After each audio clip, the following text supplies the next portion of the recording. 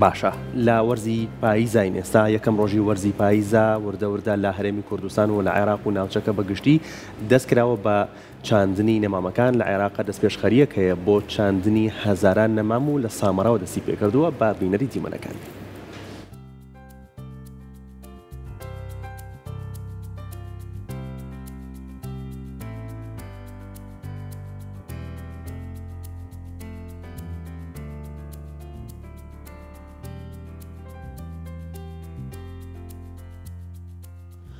ئەم دیمەنانی کە ئێستا بینین دیمەنی دەستپێشخەریەکی جیاوازە بۆ چاندنی 2000 نەمام لە شاری سامەڕای ناوەڕاستی عێراق.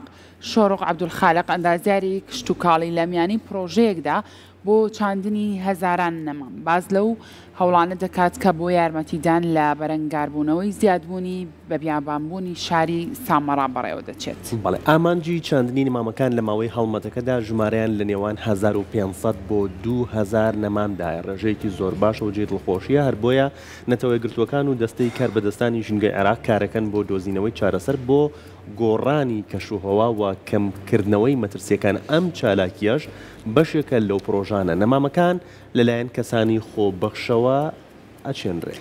پسپۆڕان باز لەوە دەکەن کە لە ئەنجامدا ناوچەی نیشتەجێبوون گۆڕاوە ئەمەش بووە هۆی ئەوەی کە ڕێژەی سەوزایی کەم بێتەوە. پرۆژەکان ڕۆژ بە ڕۆژ بەرەو زیادبوون دەڕۆن و هەوڵ دەدرێت دووبارە عێراق بچێتەوە ڕیزبەندی ئەو ناوچانەی کە ڕێژەی سەوزایی لە ئاستی گیاندا لە ئاستێکی باشدایە.